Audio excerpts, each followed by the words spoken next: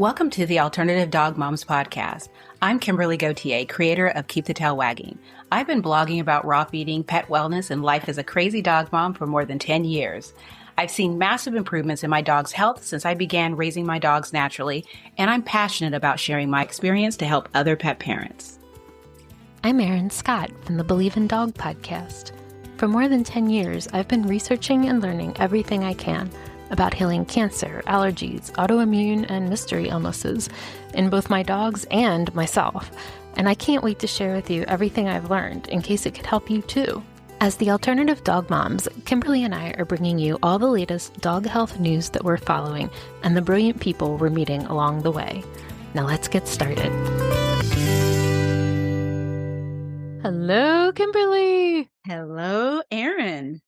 So, oh my God, I'm so jealous. We're like barely above freezing and you're over there with It's no all coat. balmy spring weather. Like I'm putting air in the tire of the mower and thinking about, I think I need to service a mower and get some mowing done. I actually was thinking about, not today, but, before it starts raining again, see if I can get some mowing done because, yeah, it's nice here. We're still under ice and snow. We're usually expecting snow about this time, but I guess we're not going to have snow. So. Well, we still have plenty and it's covered in ice and it won't go away. I feel like the big snowstorm on your side of the country kind of ruined it for our side of the country. I think you guys it just couldn't make its way. I'm curious to know what Alaska, like if they're having unseasonably warm weather. I don't know where our snow comes from or our area, our section of Canada that's above us, if they're having unseasonably warm. I don't know what's going on. My only thing is, I'm not complaining because I like not wearing a coat. Just going out outside with the dogs and enjoying life, not having to deal with frizzy hair because of the humidity. Um, but I just know that fleas are going to be a problem. Yeah. Because it didn't, we had some freezing temperatures. We had a couple of weeks of freezing, but, I don't know if that's enough because I think last year we didn't have a really great winter. I think we got some snow, but it was like, it was laughable, the amount of snow. I wouldn't even call it an inch of snow. Whereas, in past years, we would get several inches all the way up to, 8, 9 inches of snow. And it wouldn't last long, but we got snow and not a snowflake in sight.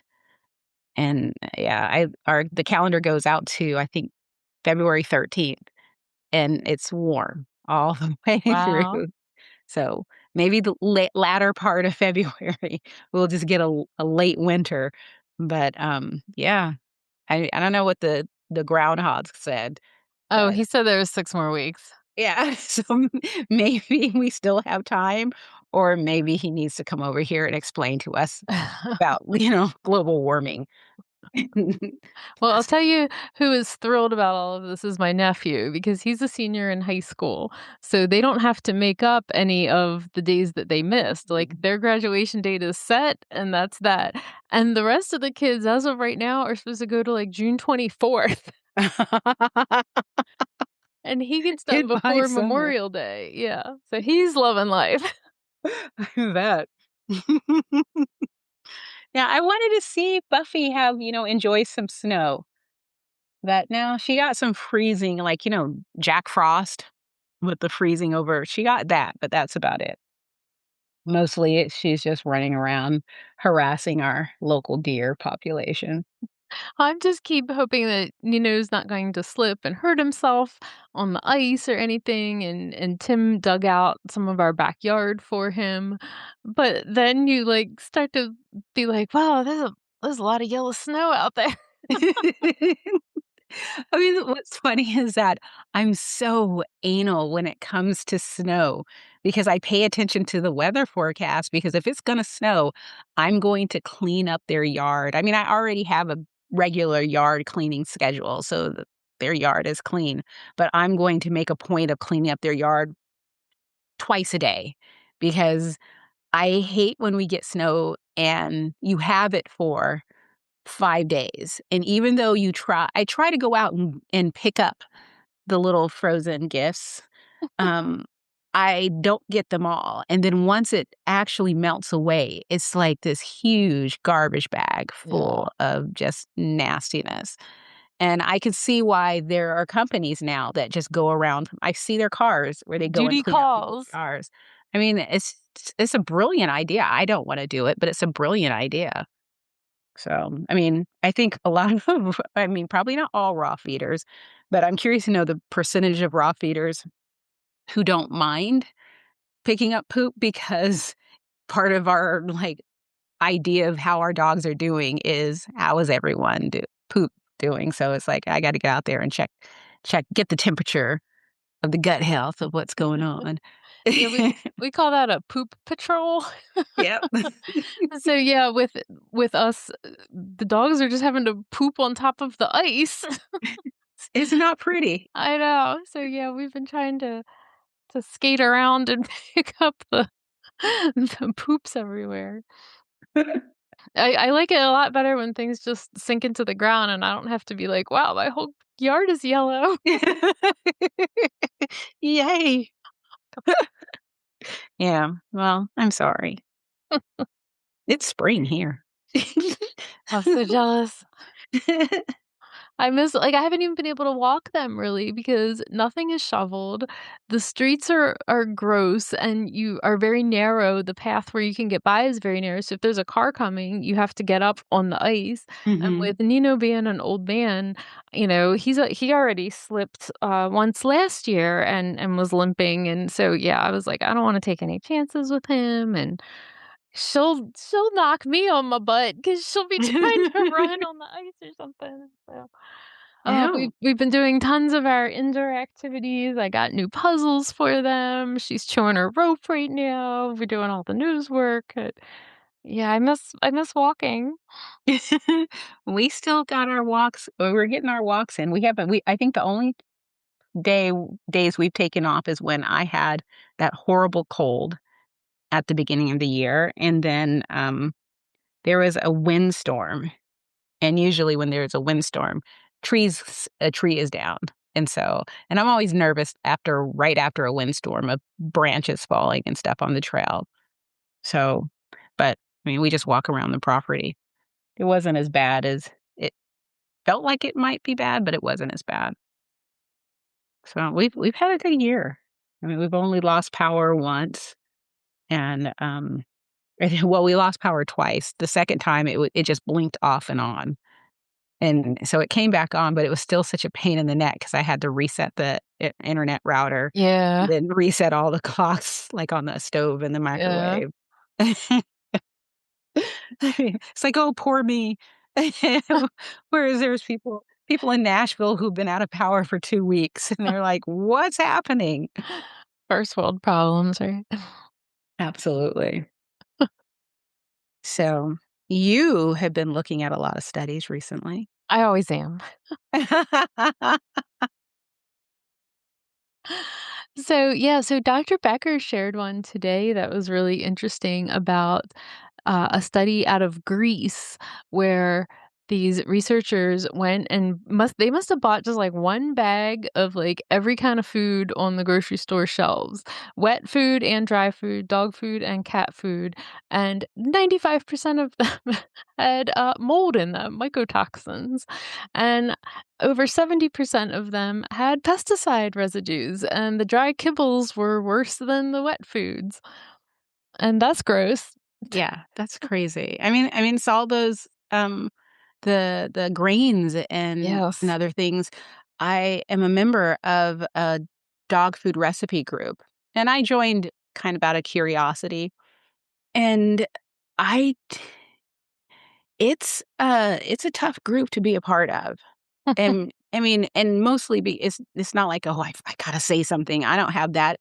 It's just seeing post after post after post of the same questions and just being like, I thought we had gotten past this." But I mean, clearly, what do they say, 95% of people still feed kibble. Clearly, we haven't. But, the number of recipes that have I saw one today that had they said, rice, um, oats, or potato. you can, this recipe is like had a list of things and you can either put rice or potato or oats. And I'm like, well, first of all, these are 3 different foods with 3 different nutrient profiles. What do you mean you can just alternate them? Why? Because just any grain is any grain? And why are you adding a grain? The number of foods that have coconut oil just randomly thrown in there. And, and I put I put a few of my recipes up there that were sort of like, here are some recipes that I post on Fridays where I find recipes or people send me recipes and I post a corrected version of them. And on one of them, someone was like, "Why did you remove the coconut oil?" And I'm like, "Because there's no point to it in this recipe." And that's what people are doing. They're just adding things because it sounds good. And they're feeding their dogs like they're tiny humans. There's no rhyme or reason to what they're doing. And then when anyone corrects them or tells them, "Hey, that's not necessary. You don't need to do that." Man, the tantrum Mm. they throw because you're being mean, you're attacking me, and granted, I think that when it comes to social media, it can feel like, especially if you think you're doing everything right, and like, not just someone, but 5 someones come and tell you, just point blank, "This is wrong. You don't need to do this. You need to take care of this," da da da da. It may not feel good, but that doesn't mean they're wrong. And the fact that you're here because you wanna feed your dog better, but you're focusing on someone being mean to you rather than focusing on the information that they're telling you what you should be doing so you can feed your dog a healthier diet. And I even posted in there to one person who asked me about, it's just like it's really hard, um, and how, I don't know who to believe. And I was like, believe the person where they're sharing information, accurate information in a manner that you understand. And it's like, that's who you should follow. And then everyone else, just ignore. It's like if someone tells you you did something wrong, but they're not able to provide you with evidence of what you're doing wrong, that's not someone you should be following. Like, because they don't know what they're talking about. And it's just like, I mean, it is astounding because I think I posted on Facebook, I deleted it, but I posted on Facebook where on the recipes I shared, one person said, "This recipe is so deficient, it's not even funny." And it's like, well, tell me more. Silence. One person told me they're not comfortable formulating a recipe, formulating a recipe when they aren't the person that originally got the recipe. And then it's like, but you're comfortable telling me what I did wrong, but you're not comfortable helping me fix it.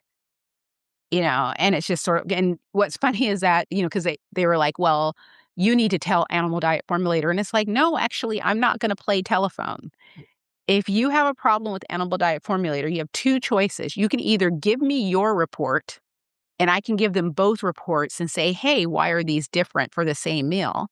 Or you can call them directly and say, hey, people are using your software and it's putting out inaccurate results. I don't feel comfortable. Oh, I'm not going to do that. And it's just like, I mean, it's just like, but you went back and forth with me about everything that I did wrong, but you're not comfortable. And I just said, well, I find it disappointing because I'm assuming you belong to this group because you're trying to help people feed a healthier diet. Yet when you have an opportunity to help people feed a healthier diet, your response is no, thank you. So why are you here? It's like a mixture of just tons of bad information. Oh, and you'll love this one. My dog just had a litter of puppies. Do I need to vaccinate them? And it's like, first of all, this is a dog food recipe group. Why are you here? Second of all, what? I mean, do you not have a vet? And I went to the comments because it's like, I'm not going to say anything because this is just, I don't want to be bothered. But I was so excited to see so many comments that were either yes or where is your vet? And why are you breeding if you don't know the answer to this question? Amen. And it's just like, I loved that. And it's funny because I know I'm going on and on, but 10 years ago, I would have been on the everyone's so mean. I mean, and they are. People are they're just very blunt and stuff. But I would have focused on that. 10 years later, I don't care about the meanness because it doesn't bother me. But I so appreciate the fact that people are very direct when it comes to If you're going to ask us our advice on how to feed your dog better, we're going to give it to you. And if you're going to whine about it, then shut the hell up. Don't ask us our advice. And then the people, with just the various health issues and the breeding and stuff like that, and people are like, this is what's wrong with the world, is like these backyard breeders who don't know what the hell they're doing. Why are you doing this? And calling people out for it. And then And that finally, should, and if there's a moderator, like, this is a recipe group, this is not a yeah. puppy shots backyard breeding group. Like, And that's what I was okay, so that's what I was wrapping up to, is the bots. So apparently there are bots that just post things in groups. And there are Facebook groups that are bot run. I guess, like a human started it, but they have a bot producing content and they're just sharing it to the group. And, so people were like, "Oh, yeah," because I was responding to something, and people are responding to me saying that this is a bot. And I'm like, "How do you know it's a bot?" And it's like, "Well, they only have one friend on Facebook." And I'm like, "I used to have a second profile, and it only had, like, a couple of friends. It was my backup profile." And I was like, and I know people that create second profiles to either troll or something that they don't want, like maybe on their main profile, they're friends with their coworkers or something. And so they just want a little more privacy or something. So that didn't surprise me, or that wasn't a big like red flag for me. But yeah, bots. And I was even accused of being a bot, and I was called a Karen because I asked someone, um, what is the calcium source for that meal? Because this is a group of people, they love their grains, but they have not heard of calcium. I mean, most of the meals don't have any type of calcium in it whatsoever. But it's been interesting because, I mean, it's one of those where in the fresh food space, anyone out there that feels like they have competition, they're fooling themselves. Anyone out there who is helping people feed healthier recipes, you have zero competition. I mean, there's plenty of customers for everyone because, I mean, I don't know how many members are in this group, but there's a handful of people holding it down, and they are fighting for their lives to try and get information out there and they're not making much of a difference. I want to see if I can find the group to see if I can see how many members there are. But I can tell you right now that these are not, here we go. If you need to get customers, if you want to help people feed healthier diets, check out homemade dog food recipes. There are over 425,000 members in this group. wow. Yeah. What kind of peanut butter do you feed your dog, or do you make your own? Of course, all of the dogs can eat, but humans can't eat type of Oh boy. post, which are, Always okay, so here's a wildly recipe. wrong. 1 pound of lean beef, chicken or turkey, or other high quality protein. Now, I mean, these are recipes where you can swap ingredients out, but they're assuming that they're all going to come out as perfectly balanced. Oh my, Add in 1 to 2 eggs, add in a sweet potato, ground rice, or a potato, sunflower oil or coconut oil for vitamin E.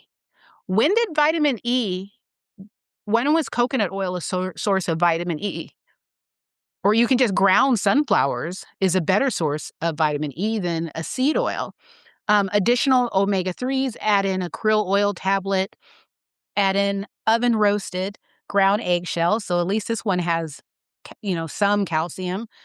Dark leafy greens like kale or spinach, and then add more fiber. Ground flaxseed, 1 teaspoon or a cup, per cup of food fed daily. And that's the recipe. I mean, it's, you know, oh boy. it's like, did you Google this? But, it looks like someone sent it to them and they took a screenshot. But this is what I mean. Oh boy. Just so you know, the vitamin E content of coconut oil is negligible. Yeah. I mean, it's, yeah, it's shocking. So, two things. Number one, I used to work for a lawyer for a long time, and he always had this saying about when you're going to deliver critical feedback to someone, that it's stroke, stroke, punch. Yeah. And so you say, "Oh, that's amazing that you are want to try this for your dog. There's a lot good going on here, but maybe da da da da da." Da." So I always try to remember that in these I situations. I used to do the sandwich. Compliment, critique, compliment. And then, the other thing is, I don't think I've talked to you since, I attended the the Pet Expo with Wolf Creek here in Baltimore, which was a Mhm. consumer-facing event, and our days got snowed out, but we at least got to be there for 2 days, and I was somewhat surprised at the number of people who talked about that they didn't wanna feed kibble because they thought it was junk and that they fed a homemade diet. Now, I think most of those people are probably going to the group that you're talking about. So the conversations we were having. But I was just generally surprised how, uh, I was joking calling this like a Gen Pop, audience, like how many of them were like, "Oh yeah, we don't wanna feed kibble, we make our own." And also, every time that somebody said their dog had allergies, I was like, "Oh, is it a pit bull?" And they were like, "Yeah." Yeah. So all the pitties with the bad skin. And that's just it is like, I have mixed feelings because on one hand, I love the fact that there's so many people who are interested in feeding fresh food and they wanna do I mean, people passionately wanna do better, and they don't wanna have to pay someone $300 to give them a handful of recipes. And I understand that too. Not everyone has $300. I think one person in the group, when I shared my post and said that I use animal diet formulator software, someone went to the site and came back and was just like, it was so funny. I wish I could find the comment. I probably could, but I'm not going to. Um, where they're like, "Oh my God, $25 a month? That's ridiculous. This is just like Dr. Becker, where she says she has the recipes available, but you have to pay for them." And I just responded.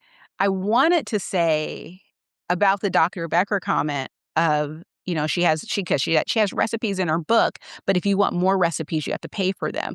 And it's like she wrote that book with someone. So stop shaming Doctor it's like, oh, the inner feminist comes out. Don't shame the woman and without you don't even mention the guy who is I mean, there's 2 people that were I mean, there were a lot of people as part of that book, but there are 2 authors of that book. So, maybe give them equal critique if you're going to be dishing out critiques. It's like this Dr. Becker hate is it really just astounds me. And then none of these are charitable organizations.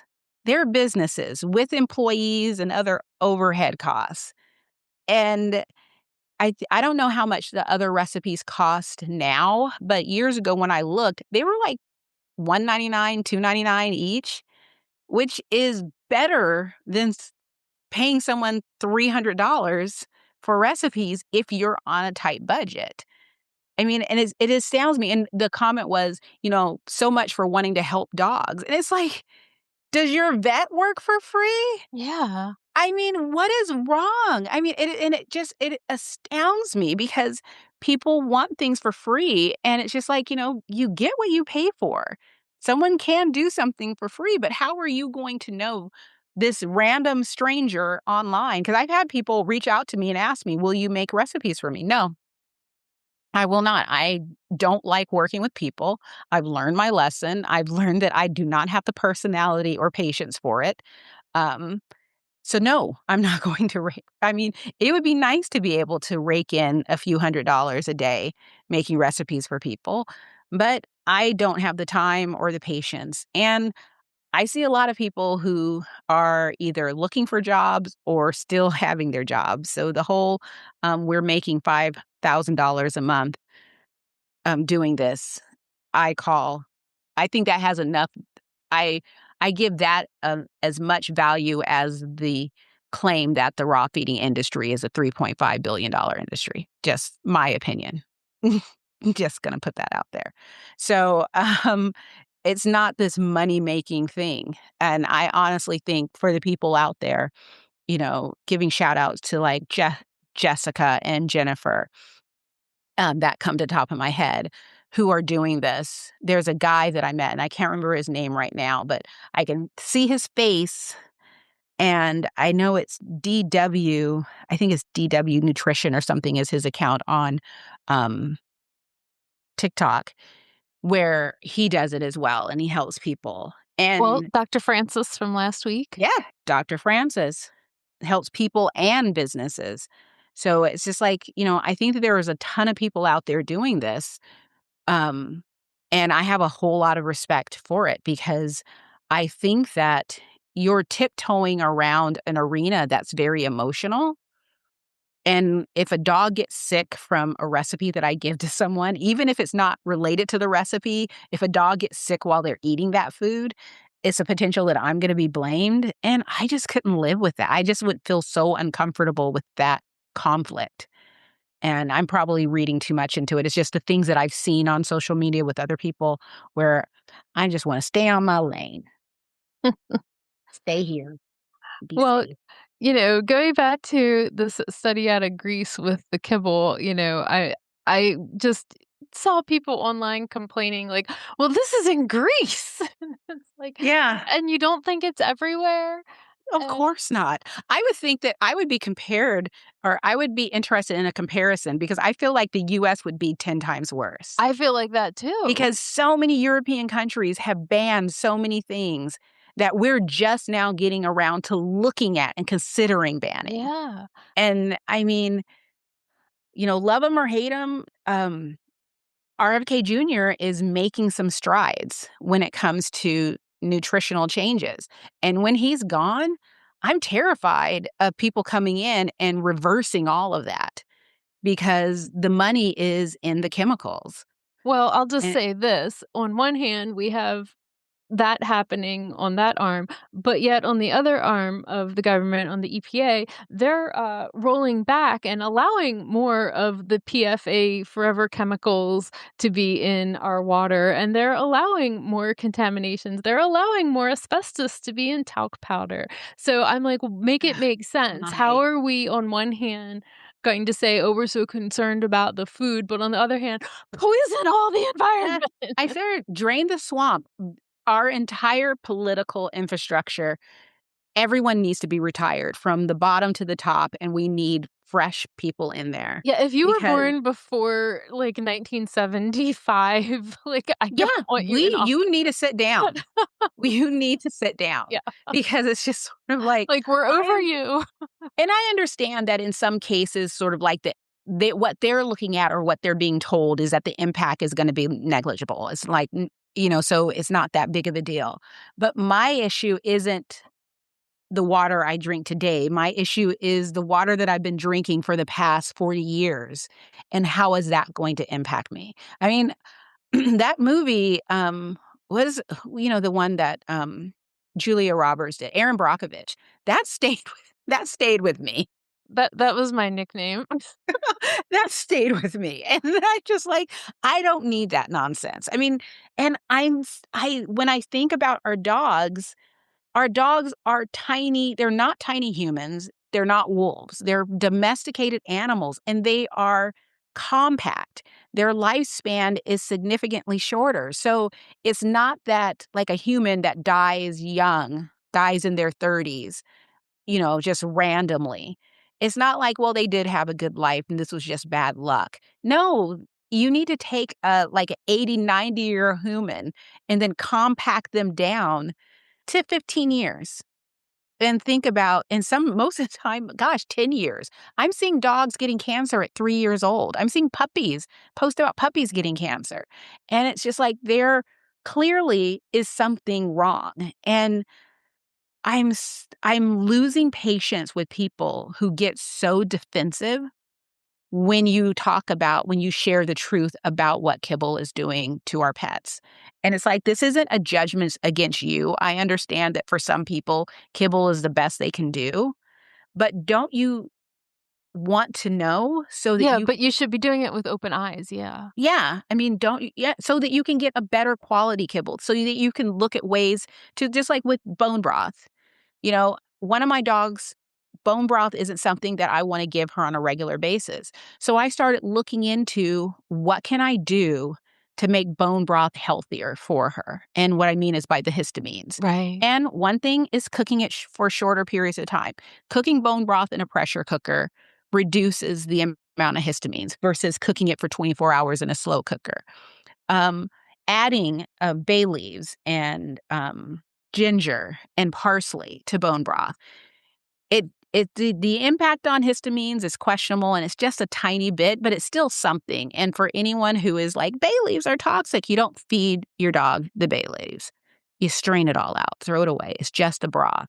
But those are the type of things or sometimes just making sure that you're giving your dog or, you're alternating, couple weeks on, a couple weeks off, some type of liver support so their body can flush out those extra histamines and they don't end up with a histamine overload. Either I mean, one. those are the type of things you can do. So that's what I would do if I had to feed kibble, knowing what I know now. And If I would say go follow Dr. Francis because Yes. he gives so many great details of how to cheaply enhance a kibble diet as well as to choose a Yeah. kibble that has like the better protein quality, the higher protein qualities and stuff. Adding something like a goat milk so that you're getting some moisture because kibble, is no moisture and it's so hard on their kidneys and their pancreas and stuff. So, like I understand it if believe me, there was a long time where I was feeding kibble and it's like but know what you're doing and don't act like it's totally fine and that it's a conspiracy theory or something that it's not. Yeah. And I think that, you know, on the flip side, just so I'm not being a total jerk to people who feed kibble in this conversation, if you're trying to learn how to feed your dog a healthier diet on social media, you have been kicked in the teeth so many times for asking questions. It's just, you just eventually stop asking and you start becoming suspicious and defensive. I mean, it's just like when I ask someone in a group, where's the calcium in a meal? Are you don't like, because I asked him, it's like, what are you doing about your source of calcium? I was like, I know that there's spinach in there, but the spinach level of calcium is negligible compared to ground eggshells. And I was like, I noticed that you have eggs in here. Are you also adding the eggshells as well? And someone was like, the food has all the nutrients. And I'm like, doesn't have calcium. I don't see the calcium. And she's like, oh, yeah, good job. Okay, fine, Karen. And I'm like, so I'm a Karen for asking a question. So I thought this was a group where we're supposed to be learning, but I'm a Karen because I ask questions. And she came back and said, I'm sorry. She's like, we're just so used to people just attacking people. And I'm just like, there is no attack. There is no attack. But that's what people, if you're not in the comments, praising people for their recipe, then, I mean, not just the OP, but everyone gets defensive. It's just astounding. But it's expected because people Well, have it's gotten kind of so just up. social media. I mean, Yeah. Social media being social media. mhm. So here's a question for you. Have Okay. you ever been worried about your dogs getting bloat? No, until I got Bella. And the reason why is because Bella has that big chest. And I've never really understood the whole deep chest that people talk about, and I'm assuming it's just that big, long chest, and she has that, and she loves to run and play. And now that you said that, someone, on Instagram, a veterinarian on Instagram, posted something about how dogs fed twice a day are more likely to get bloat. And I was going to ask for her support for this, but I've asked for her support for things in the past, and she usually just ignores anyone that disagrees with her. So I'll just say, yeah, I would try to myth bust her and drop some science on her. And uh, so I, like you, had never super duper worried about it until Nino, because Nino is such a huge broad-chested. I think I've told you guys this before, but one time he had an ultrasound and they called us because they couldn't find his heart on Mm. the ultrasound because his chest is, like, so big and cavernous, and I'm like, "Well, I assure you he has one." Like, he wasn't a zombie dog.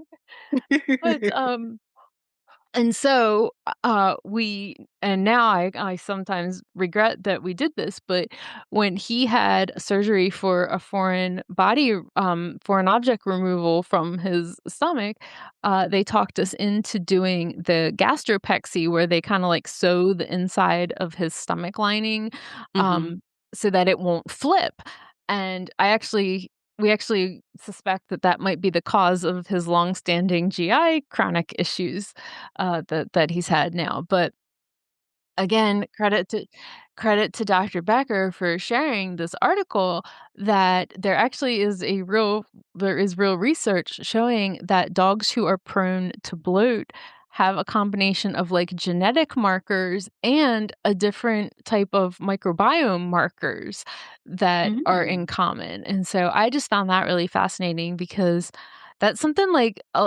particularly is it like Labradors? Like there are certain breeds who are so prone to that, which makes sense if there's a genetic component, right?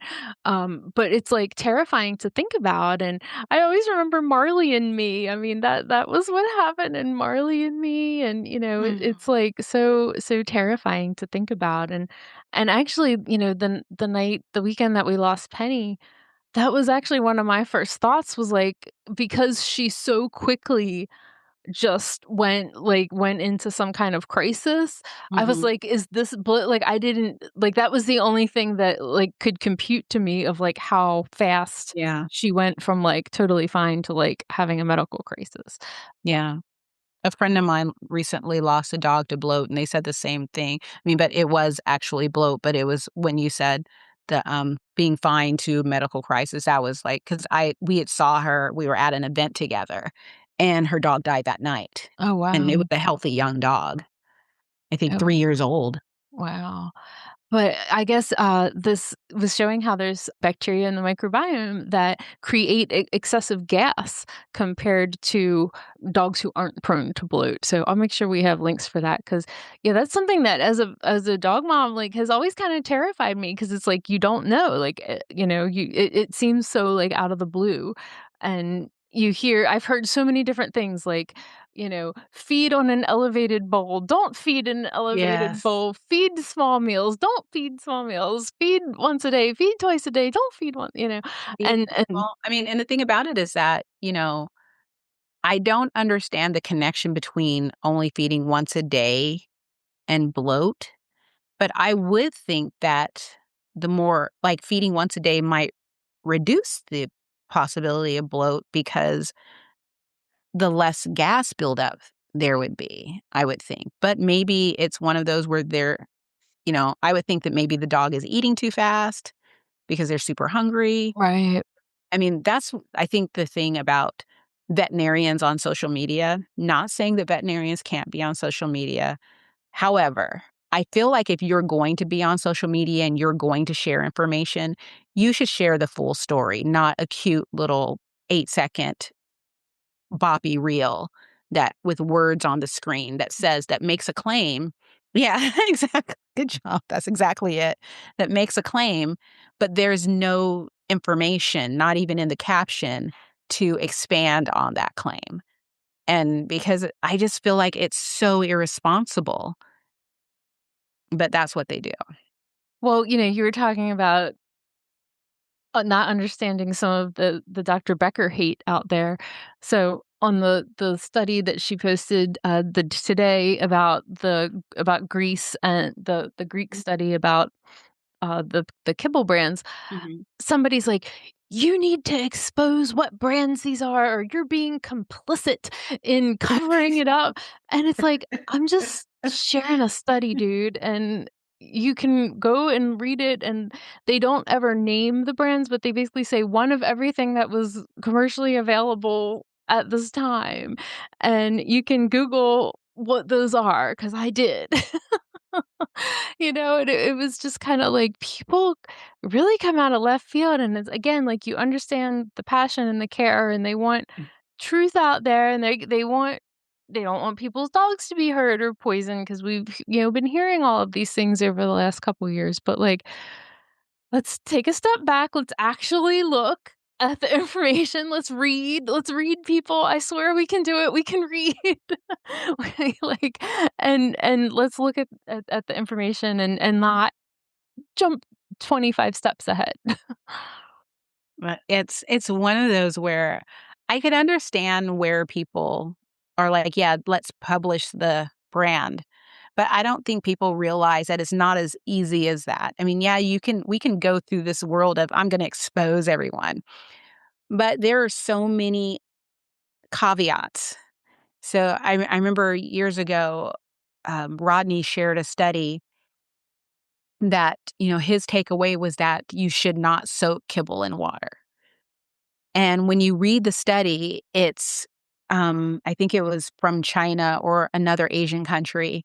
It was in a lab. It wasn't just pets, it was laboratory dogs.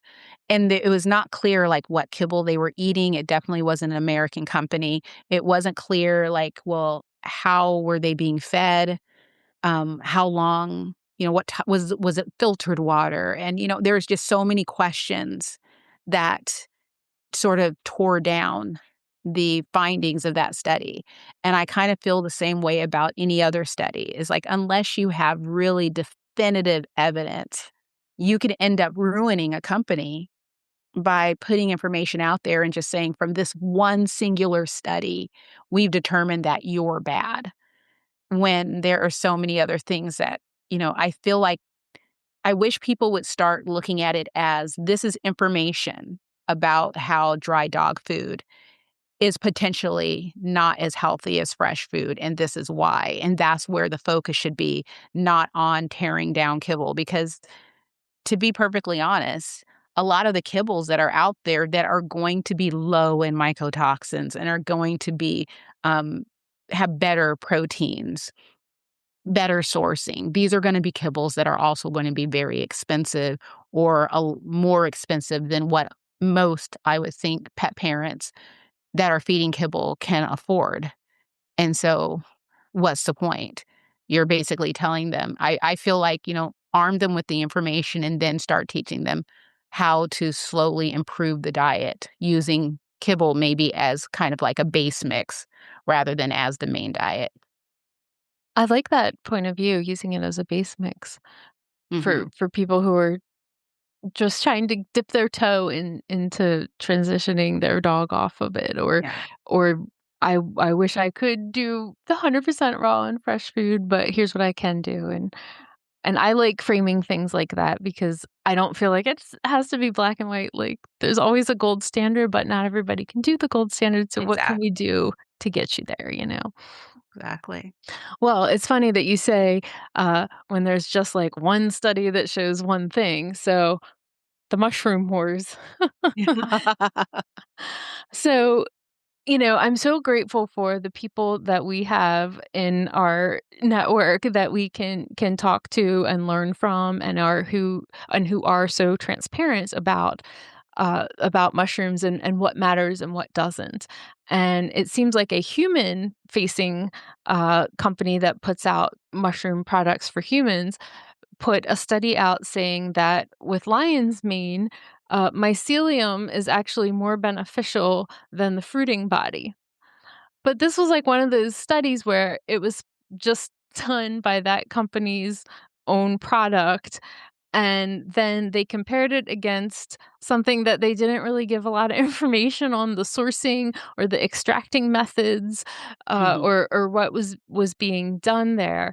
And so then another mycologist wrote this piece, kind of calling it out and like laying the smackdown on like this is why everything that's going around about mycelium outperforming fruiting body is BS, and I just appreciated that, and it somehow came up in my feed on LinkedIn of all places, um, because one of our buddies from Real Mushrooms had been sharing it, and so then I have to go down the rabbit hole of like, "Oh, well, what is all this, and what are they comparing it to, and what is this product, and what is this brand?" And, yeah, that was a big rabbit hole for me, like, the other week, but, Well, you know it's fascinating because, on one hand, I think it's amazing that companies are doing studies to, educate us more about the products that they put out there. But when you only do a study to validate your already, biased perspective, it's not a real study. Yeah, and that's something that, I really appreciated that this mycologist, called out because he was even calling his critique paper "When Credible Science Becomes a Branding Device." Yeah. And I feel like we're seeing that some, and again, like, as people who wanna do the best for our dogs and hopefully ourselves as well, um, we like seeing the science, but, like, it's not that's not enough, you have to you can't just read the little headline, like, you've gotta read through, you gotta be a little more discerning and not like, it's not always gonna be spoon-fed to you. It takes some digging around. I think for companies that are doing this, they're going to have to clean this up because with the growth of AI, if people are gonna start throwing your studies through AI and having AI do like, "Hey, can you analyze this for me and tell me what you think? And this is what I wanna know." And if it's a good AI program and it spits out, "Yeah, this is a biased study," and it will. I've actually used AI to summarize studies, and I feel like just like we live in a world where there's cameras everywhere, you can't commit a crime because the cameras are following you everywhere. I think that you can't hide behind science anymore. I think there's always going to be a group of people that you can fool with big words, but I think we're moving into an era where people can just, fact check you It's quite our easily. AI era. Mhm. And it's just sort of like and I think that things like that can really destroy a person's reputation. I mean, you see people I get that people have these thoughts and opinions or maybe they're, using AI, incorrectly to get their, To information. come up with an angle Yeah, to exactly. spin, yeah. Exactly, and not taking the time to verify because it's like I can have AI write me articles all day long, but if I don't go back and look at what it wrote and verify that the information is accurate, then, I'm just gonna be like everyone else, just pushing out a narrative that's, to get I mean, for me, I guess it would be to get attention because I'm not really making money. What do they call it? AI slop? Yeah, yeah. It's a lot of it. But it's just a reminder that I think everybody listening to our podcast, we're the type of people that need to know that Mhm. that I had this college professor, it was like, "Statistics can be manipulated to show whatever you want." Mhm. And, like, Yeah. that was part of the class that I was in was, like, trying to undo that, like, trying to And figure we out, like, well, saw what that with was the being DCM. I Yeah, mean, that was like a 100%. perfect example of that where they were actively throwing out, you know, s you know, Yes, because markers because it didn't fit the narrative that they wanted to create. And these are people who are respected in their field being awarded, and this is what they did, and they were fooled. I mean, so many people were fooled by these people. I mean, I still remember the fights people got into about DCM, and it was all just malarkey in order to drum up sales of um, diets with grain and scaring people. I mean, people are still afraid of Yeah. feeding people grain, except for in this one group. Man, they love feeding rice. I mean, it's just like rice and quinoa and all of it, oats. Oh, dear. God bless them. It's just like, what's funny is that one thing that I do find, I mean, we're going back to this, circling back. One thing that's interesting is, remember when we first started this podcast, there was it wasn't a study that came out. It was a study that we talked about how, what, 93 or 95% of recipes were not balanced. And I was just sort of like, oh, that's just a crock. And this study is a crock. And then I think it was the Dog Aging Project came out with a study more recently, like within the past couple years, and they found the same thing. I think they have, for them, it was, I think the first study was 96%, and I think the Dog Aging Project stuff was like 95%. It's like, so we're getting better. But then you go into like the data collection. That was always my issue Yeah, with 200 recipes. with the first one was where like they just randomly like pick some random books and random blogs, and Yeah. I was specifically critical of it because there were really well-known books out at that time that weren't used as a source for Yes, these I things, remember. and that really pissed me off. I remember. And And also with the Dog Aging Project study, I have heard a critique of that one that about the data collection. I guess that it's a long, tedious process. They just kinda say, "So what are you feeding?" yeah, It wasn't a survey specifically, like, list out every single ingredient you're feeding your dog on a regular basis. It was, it was too hard to do, because yeah. that one of my critiques of the first one was that they didn't include individual people who are feeding their dogs. The second one they did, but if they were to ask me, give me in ounces, grams, whatever, every single ingredient that goes into a meal, I couldn't do it, because I buy a lot of things that are blends. And I don't know the exact amount. I mean, I can give you an estimate, but I don't know the exact amount. And then there's the whole thing of each day that I feed my dogs, like I make, I'm going to be making tomorrow a chicken recipe and a beef recipe. Oh, crap. And I forgot to pick up an ingredient. Oh, I can do that tonight. Never mind. Um, you know, Taco Cat. So I'm making a chicken recipe and a beef recipe for my dogs. And when I feed my dogs, I don't just feed that food. So in their bowl, it'll be the food that I make, but then I'll throw in chicken feet, or I'll throw in a duck head, or I'll throw in, Yeah. sardines. And again, I don't know how much I throw in. I mean, usually each of my dogs gets one full sardine, but if I have an extra sardine, I just split it up between, two or three of the dogs. I don't have an exact plan for each dog. So I couldn't participate in that recipe. But my goal isn't 100% balance. My goal is close enough, because I feel like there is no 100% perfect, but I definitely don't want to be so deficient that 7 years from now my dogs are suffering for it. But yeah, I forgot where we were even going with the whole recipe thing.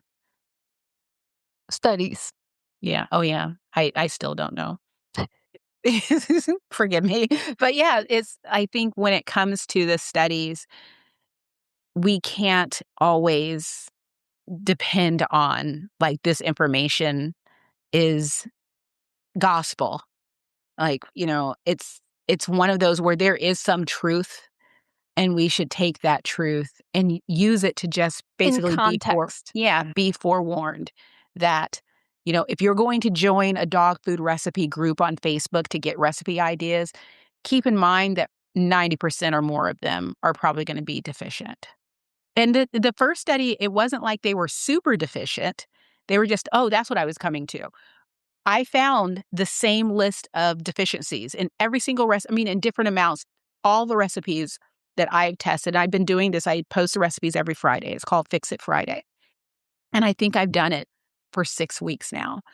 And the slide where I list the deficient ingredients, I have only had to change like maybe once, because and it was to add something to it. So recipes are consistently deficient in the same types of things like calcium and stuff? Yeah, like calcium, vitamin E. I'm trying to see if I can find one really quickly. I have to find. My life is so hard. Everything is so hard for me. Mm, here's a good one. I'm trying to find the most recent one. 4 days ago.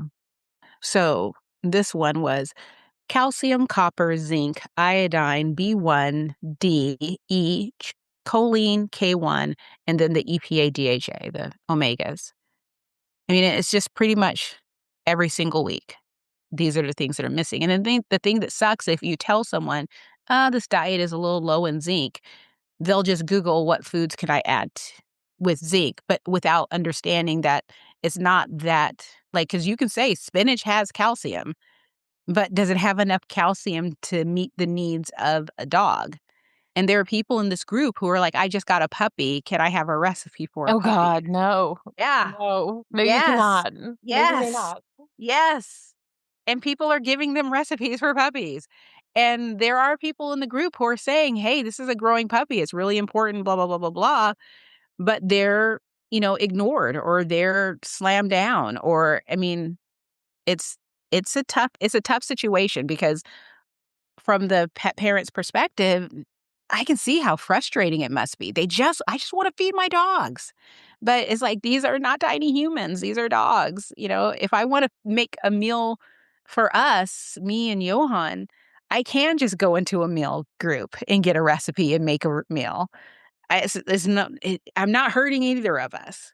Well, But I would actually say sometimes I wonder if that's why so many people have so many health issues and why we all have autoimmune and everything else because none of us are ever really checking out our diets and I'm somebody that'll eat the same thing every day for a month and be thrilled. You know, knock it I off. Knock it off. like I will make an egg and cheese sandwich every day at lunch and it makes me happy and and it's like, I'm certain that that is not optimal health. Well, that's why I take vitamin D, I do too. I take a magnesium, and DAKE. yeah, yep, I do. I have a DK3, magnesium, and I do fish oil, and I do well.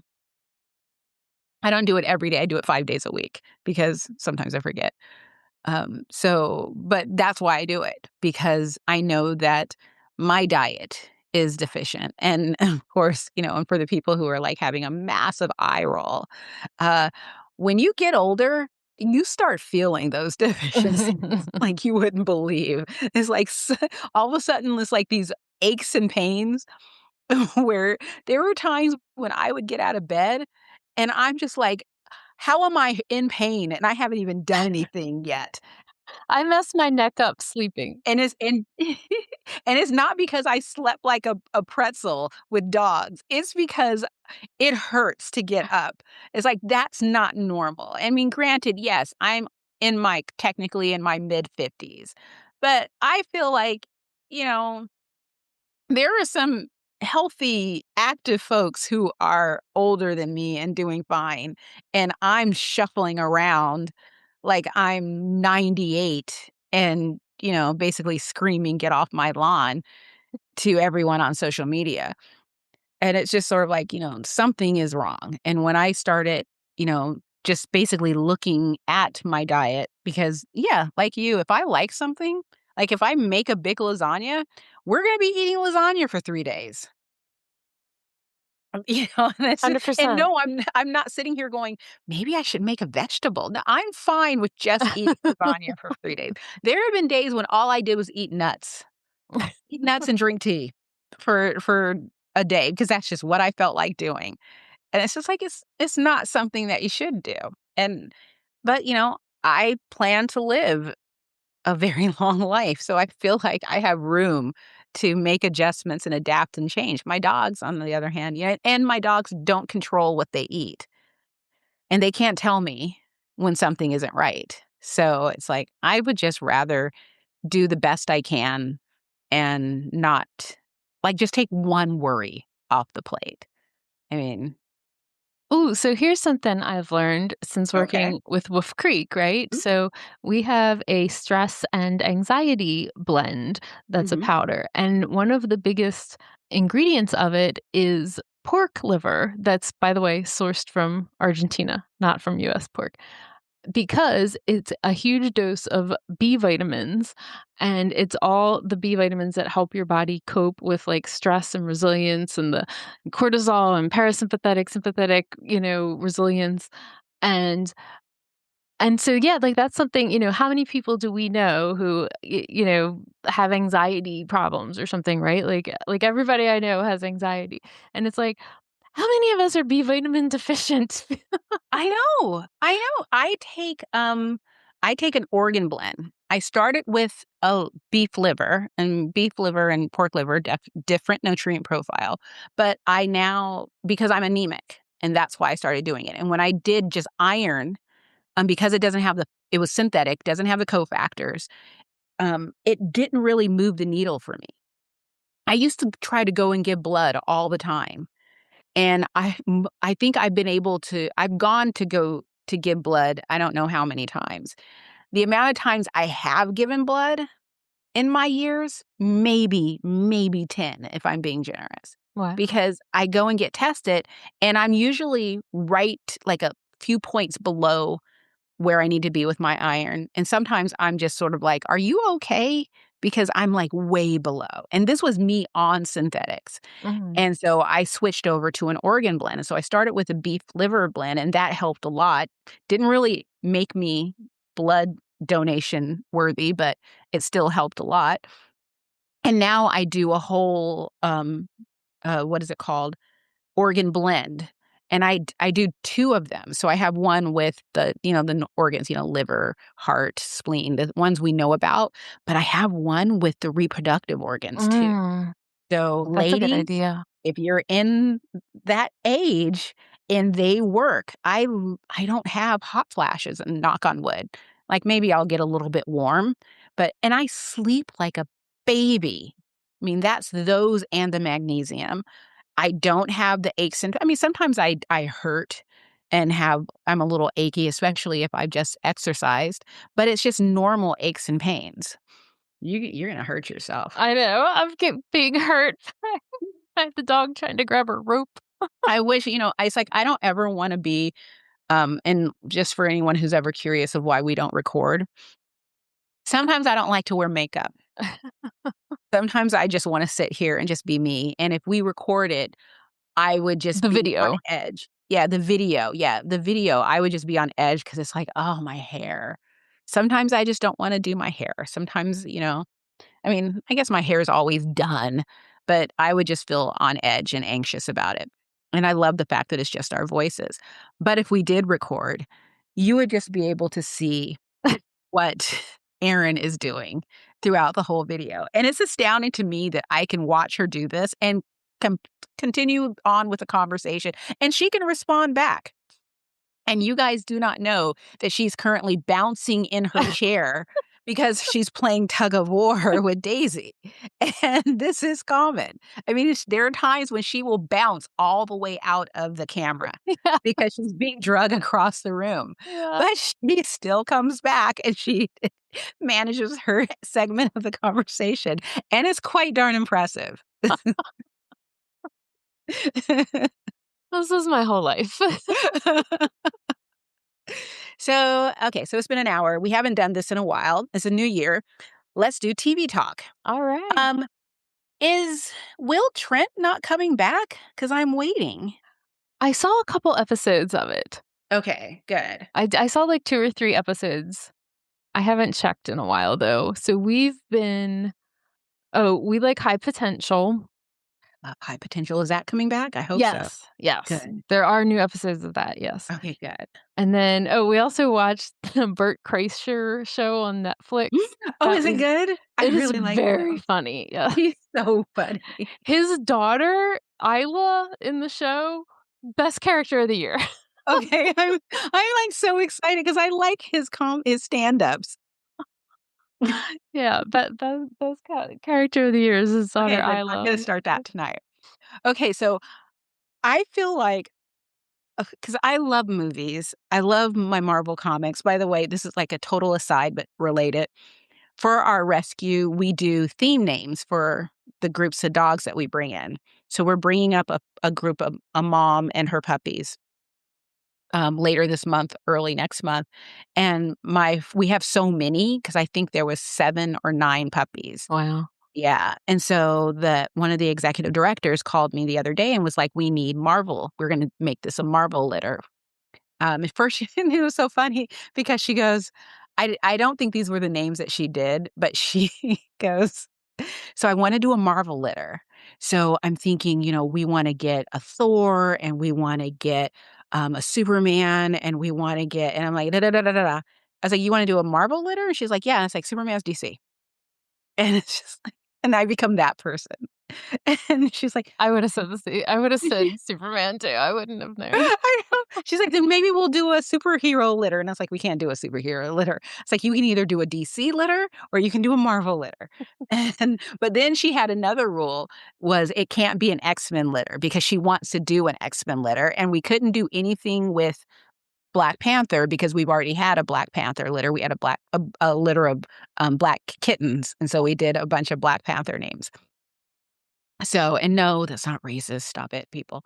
But so I have encyclopedias for Marvel comics, Oh, wow. 4 of them. They pretty much all say the exact same things, but I get a new one every so many years, like every 5 years or so, because of as the universe grows and because they'll clean it up a little bit. And so I pulled out the most recent one and sat down and made a really great list and sent it to her. And so I was so excited about that. But that being Kimberly's said, like, "I've been waiting my whole life for I this." know exactly. That was basically what it was. So that being said, this does have a point. I am very much into that world. And so I watch YouTube videos of people critiquing TV shows and movies and stuff. And over the past few years, they have been so negative when it comes to the Marvel Universe and then also to other shows um, that aren't even related, like, not Game of Thrones, but that House of the Dragon and, that type of stuff. So everything, all of these people that I usually follow, they hate everything now. And I feel like either you guys are just super negative or I have the worst taste in TV shows ever. So, all of that to say, I have been watching the new Starfleet Academy show, I think on Amazon Prime, and I think it's fun. It's not a deep show. It's not the same as Star Trek. I love it. And so I'm enjoying watching that. Is that related to Star Trek? It's the same universe. Okay. But, I mean, I can watch it, I can sit down if you force me to and say, "Well, I don't like this and I don't like that." But I'm not really, like, super as knowledgeable as of Star Trek as I am with, Marvel. And even with Marvel, I'm not as knowledgeable of the comics with regard like, except for a certain areas of the comics that I grew up with. But anything beyond that, I stopped reading comics when I grew up. So the only Marvel stuff that I know is what's in the theaters and on TV. But yeah, it's just it's like a really fun show. It's not deep. It's one of those that's easy. So if anyone's looking for something that's easy and uncomplicated and stuff to watch, and Holly Hunter is just I love her so much. Oh, I always loved her. I love her voice. I just love her so much. And the characters are so much fun. I well, a couple of them, her character basically is so much fun. And yeah, so there. That's what I've been watching. I don't think I've been watching anything else. So this is what I've been watching by myself. Uh, so it's called Ponies, and it's on Peacock, and it's PONI, Pony, and it stands for Person of No Interest. And it takes place in the 70s in Russia. And it's like these 2 CIA operatives who are, spies for the US government in Russia, and they get killed. And then they're what? So, and spies, like the Rus- I the saw Did you see the thing trailer? Yeah. yeah, of that. I think I know what you're Yeah, talking so it's like persons of interest were people they thought might have been spies, but they didn't pay attention to women. They were persons of no interest. So these 2 guys' wives end up kind of going undercover and becoming spies. You know, it's like it's very far-fetched.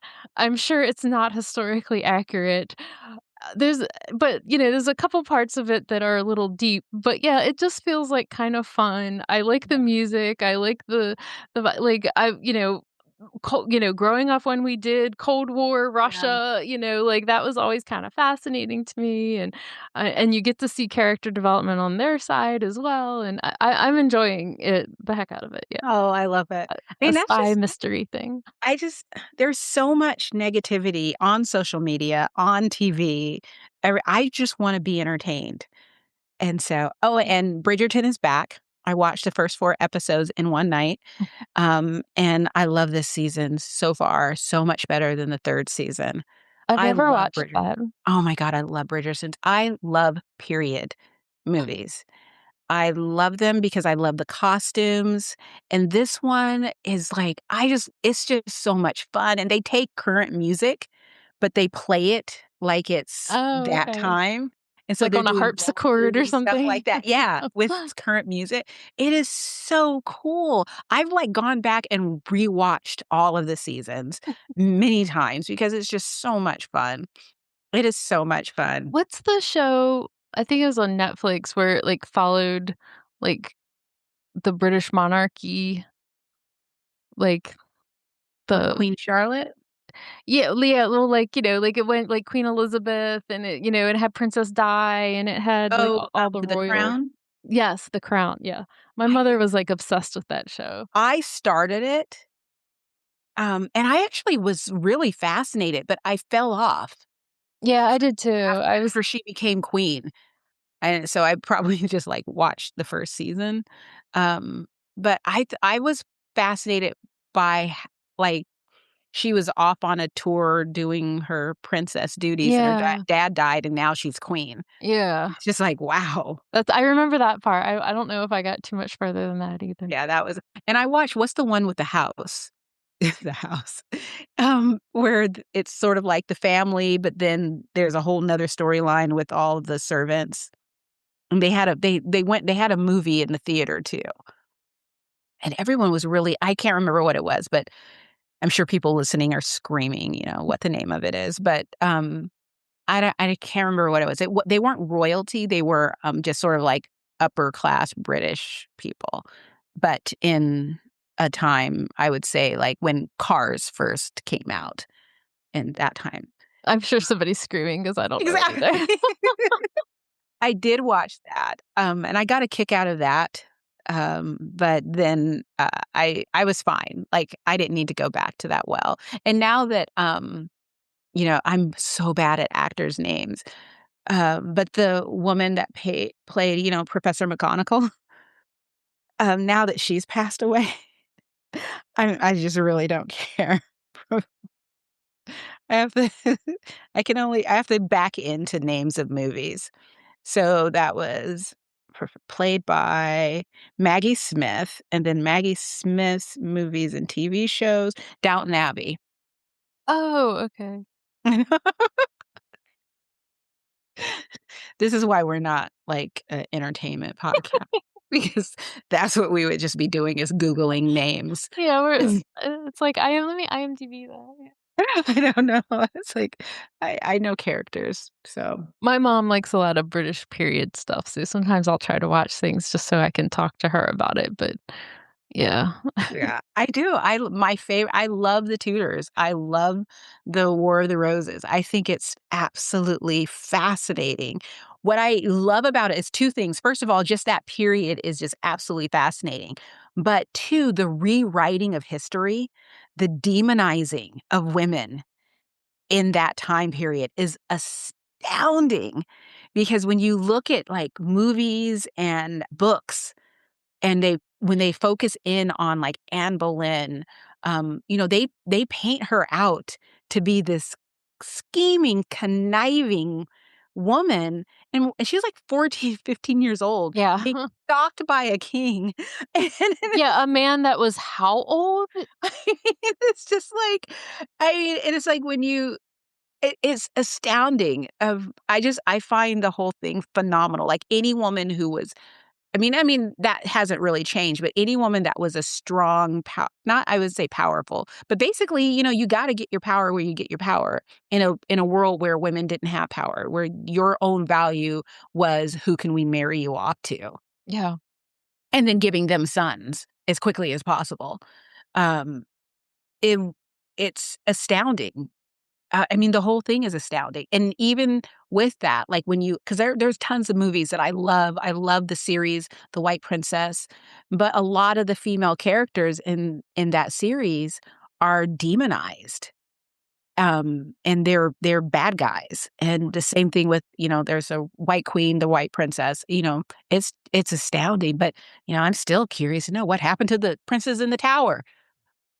Who killed him? Somebody did, but anyway.